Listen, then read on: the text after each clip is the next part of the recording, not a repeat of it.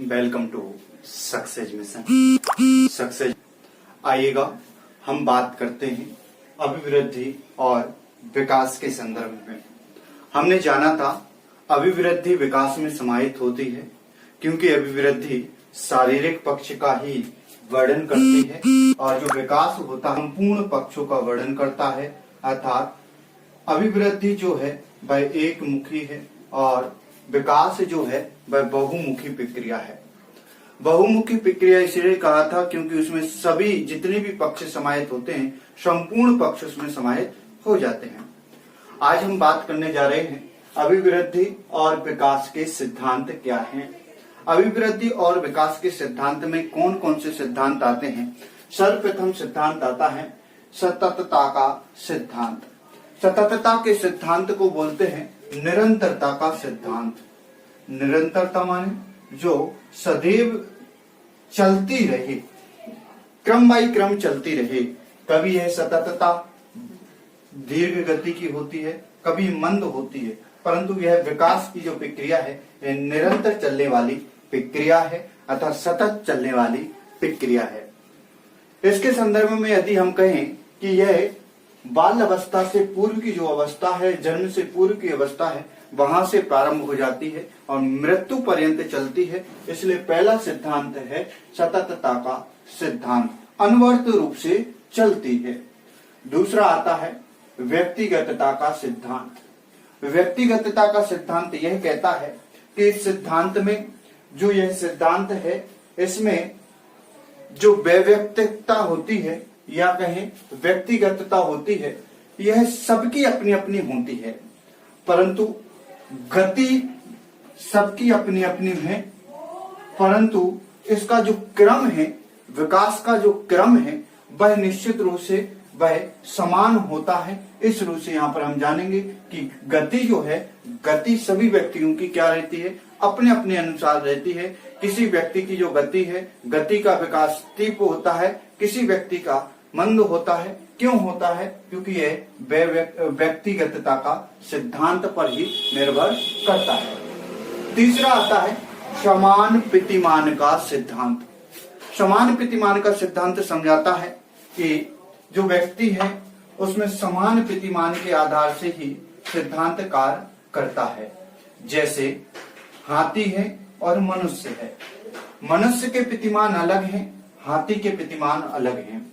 मनुष्य के आकार में जो वृद्धि होगी वह उसके प्रतिमान के आधार से होगी और हाथी के आकार में विकास में जो भी वृद्धि होगी, संपूर्ण आकार विकास में जो भी वृद्धि होगी वह उसके प्रतिमान से होगी। ऐसा नहीं है हाथी के प्रतिमान मनुष्य के संदर्भित कहें और मनुष्य के प्रतिमान हाथी के संदर्भित कहें, क्योंकि सभी की निश्चित रूप से समान जो प्रतिमान होते हैं वह सबके अपने अपने होते हैं। इस रूप से जानना चाहिए। चतुर्थ सिद्धांत आता है परिमार्जिता का सिद्धांत। परिमार्जिता का सिद्धांत हमें समझाता है कि वास्तव में जो कुछ हम अर्जित करते हैं, जो हम अभिवृद्धि और विकास के माध्यम से, किसके माध्यम से, अभिवृद्धि और विकास के माध्यम से जो भी अर्जित करते हैं वह वास्तव में परिमार्जनता के माध्यम से ही किया जाता है। इसलिए चतुर्थ सिद्धांत दिया परिमार्जिता का सिद्धांत। अभी हमने 4 सिद्धांतों की बात की। सबसे पहले सिद्धांत की बात थी सततता का सिद्धांत, निरंतर का सिद्धांत। निर्वर्त रूप से चलने वाला जो सिद्धांत है वह है विकास और अभिवृद्धि का सिद्धांत। दूसरी बात की व्यक्तिगतता का सिद्धांत। तीसरी बात की समान प्रतिमान का सिद्धांत और चतुर्थ बात की कि परिमार्जिता का जो सिद्धांत होता है, परिमार्जिता का जो नियम होता है कि अर्जित करके ही व्यक्ति आगे की ओर अग्रसर होता है।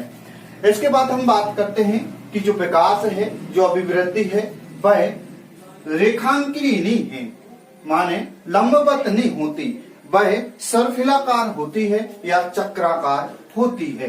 क्यों होती है इसके संदर्भ में भी हम जानेंगे। इस रूप से होती है कि मानो अभिवृद्धि यहाँ से प्रारंभ हुई तो यह अभिवृद्धि होती होती जहां यह प्रारंभ हुई थी वहां क्या करेगी, परिपक्वता को लेगी, उस परिपक्वता के साथ आगे की ओर बढ़ती है। इसलिए कहा जो अभिवृद्धि या विकास का सिद्धांत है वह कैसा कहा, सर्पिलाकार कहा। अर्थात इसको हम कहते सकते हैं कि स्प्रिंग होती ना, स्प्रिंग कैसी होती है, सर्पिलाकार की होती है। देखें सर्पिलाकार, ये सर्पिलाकार, अर्थात जो विकास है, विकास कैसा होगा, वर्तुलाकार हो जाएगा। वर्तुलाकार विकास की प्रक्रिया होती है। इस रूप से हमें यहाँ पर जानना चाहिए। छठा सिद्धांत कहता है समन्वयता का सिद्धांत। समन्वयता के सिद्धांत में दो चीज यहाँ पर समझने योग्य हैं। सबसे पहला कि एक होता है शारीरिक विकास और दूसरा होता है मानसिक विकास। शारीरिक विकास में मानसिक विकास समाहित होता है और मानसिक विकास में शारीरिक विकास समाप्त होता है, समाहित होता है। क्यों होता है, क्योंकि यदि इन दोनों का समन्वय ना बैठाया जाए तो व्यक्ति का विकास विकासशील नहीं होगा, व्यक्ति का जो विकास है वह सर्वांगीण नहीं होगा। इसलिए उसको समन्वय, जो समन्वय का सिद्धांत है, इस सिद्धांत पर भी क्या होना पड़ेगा, कोर्स करना पड़ेगा, अर्थात ध्यान देना पड़ेगा। इसके बाद आता है निश्चित पूर्व कथनीय नियम। कुछ निश्चित पूर्व कथनीय नियम है। उसमें सर्वप्रथम आता है मस्त बोधि, ध्यान देना, मस्त बोधि मुखी प्रक्रिया। मस्त बोधि मुखी प्रक्रिया यह समझाती है कि व्यक्ति का जब भी विकास होता है वह मस्तिष्क से सिर की ओर होता है। सर्वप्रथम यदि व्यक्ति का विकास होता है, बालक का विकास होता है, वह पहले कहां से होता है, सिर से होता है और वह पैर की ओर जाता है। ऐसा नहीं कि पहले सिर से चले और पैर की ओर जाए, ध्यान देना, सिर से चलता है। इसलिए कैसा होगा, सिर से पैर की ओर जाता है। आपने देखा होगा जब बालक का जन्म होता है तो बालक सर्वप्रथम 16 से 17 घंटे में अपनी आंखों पर समन्वय करना प्रारंभ करता है। क्यों, क्योंकि जो सिर से नीचे का भाग है वह है आंखें, अर्थात आंखों पर 16 से 17 घंटे में वह समन्वय की प्रक्रिया को करता है। उसके बाद कानों की प्रक्रिया को करता है। ऐसे अनेक प्रक्रियाओं को करता हुआ जाता है। इसलिए एक नियम है मनोविज्ञान में, वह नियम है निश्चित पूर्व कथनीय, और उसमें मस्त बोधि, ध्यान देना, मस्तिष्क बोधि प्रक्रिया का जो नियम है वह यहाँ पर संदर्भित किया। दूसरा है कि जो विकास होता है वह विकास होता है केंद्र से सिरों की ओर। कहां से, केंद्र से सिरों की ओर। इसका तात्पर्य क्या हुआ, इसका तात्पर्य यह है जैसे किसी व्यक्ति की उस पैर में एक हड्डी होती है, ध्यान देंगे, उस पैर में क्या है, ये हड्डी है।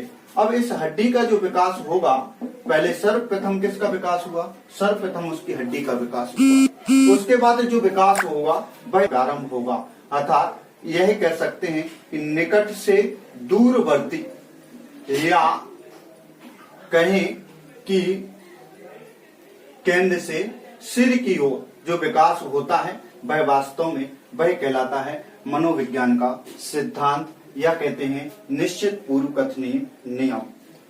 आठवां आता है कि वंशानुक्रम और वातावरण अंतः क्रिया का नियम।